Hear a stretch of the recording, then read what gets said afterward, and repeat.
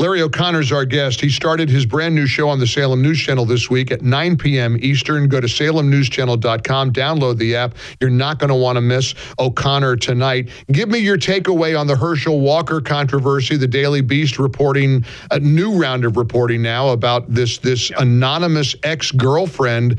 You know, I've got just a fundamental question. Should it be expected that somebody who's making these kinds of accusations just days before an election be identified? Well, at the very least, right? I mean, that goes back to basic jurisprudence, going all the way back to the Magna Carta, I think. Magna Carta. Face your accuser. Yeah.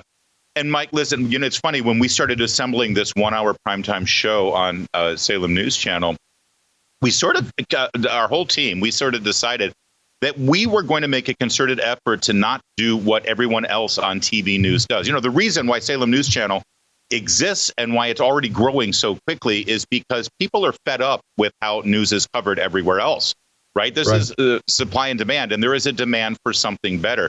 So we're trying not to chase these stories that everyone else is chasing. When an anonymous person in a classic October surprise utilizing a left-wing website like the Daily Beast can throw a story out there like this, and suddenly it becomes the most important story everyone must follow and pursue and have a take on, that smells rotten to me. It hasn't been verified by anyone independently, and there's no actual names associated with it. To me, the only story here is that if Herschel Walker has denied it unequivocally, and if something somehow comes forward to prove it, there is some evidence trail, and I don't know how you could prove such a thing unless there's an actual receipt with Herschel Walker's name on it that says, here's the money for your abortion. If it's proven that he lied, that's a problem for him, because there's one thing that voters won't accept or tolerate, and that's being lied to your face. Short of that, I think most Georgia voters are recognizing exactly what this is, number one. And number two, they recognize that this election is about one more vote in a legislative body, the U.S. Senate.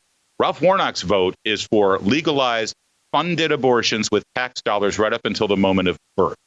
Herschel Walker, despite what he may have done in his past, Herschel Walker has promised that he will be the opposite vote when he gets into the Senate. And to me, voters are going to evaluate it that way, and that's all it takes.